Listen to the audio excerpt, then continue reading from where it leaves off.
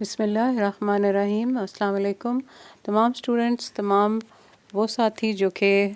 Human resource management کے بارے میں ایک بریف جاننا چاہتے ہیں، کیونکہ کئی دفعہ اس ڈپارٹمنٹ کو نہ سمجھنے کی وجہ سے جاب کے دوران بہت ساری مشکلات کا سامنا کرنا پڑتا ہے،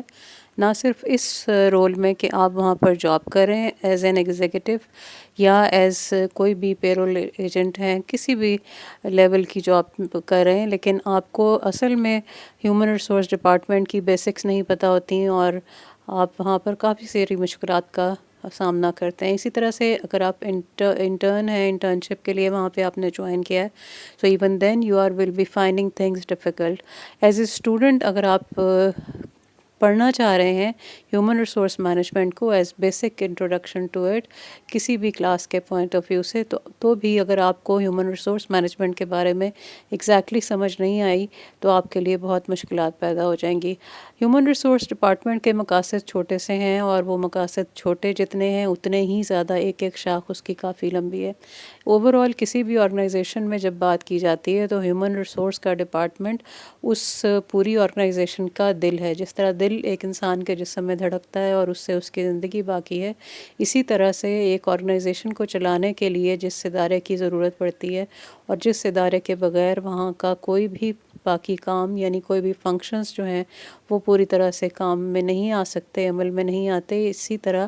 سے ہر آرگنائزیشن کے لیے ہیومن ریسورس کے ڈپارٹمنٹ کو بہت اسٹرانگ، طاقتور اور بالکل بہترین ہونا لازمی ہے۔ ان تمام باتوں کو سمجھنے کے لیے اسی چینل پر آپ کو ون بائی ون مزید ڈیٹیلز اسی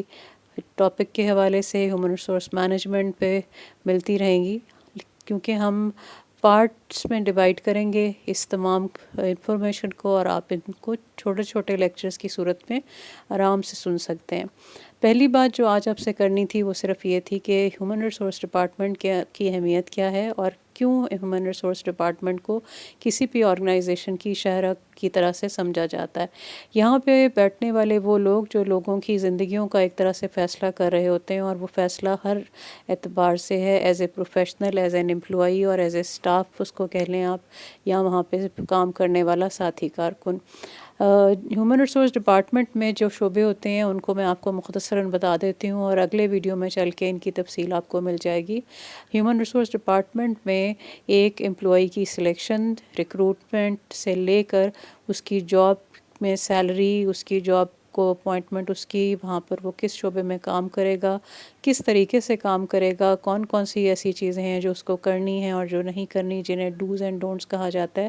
ان تمام چیزوں سے لے کر اس کی ٹریننگ، اس کی ڈیولپمنٹ، اس کی پرفارمنس، اس کی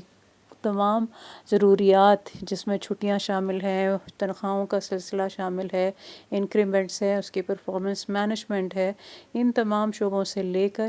آخر تک جب تک وہ وہاں پہ نوکری کرتا ہے، کن بینیفٹس میں اس کی سیفٹی، اس کی سیکیورٹی، تمام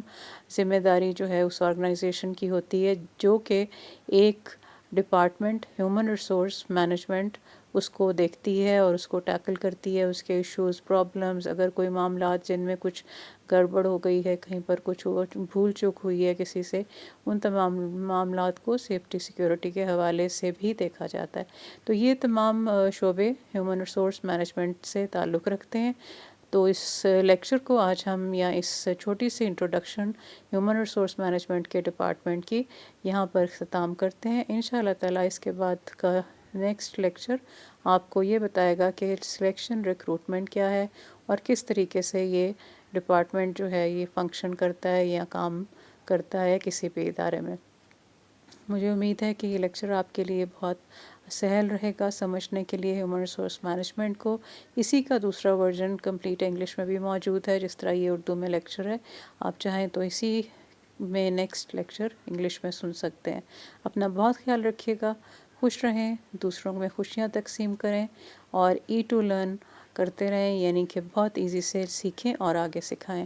اپنا خیال رکھیے گا۔ اسی کے ساتھ نیکسٹ لیکچر میں ملتے ہیں۔ چینل کو سبسکرائب کیجیے گا، لائک کیجیے گا اور شیئر ضرور کیجیے گا، کیونکہ یہ تو تعلیم ہے جو آگے بڑھنی چاہیے۔ بہت شکریہ، اللہ حافظ۔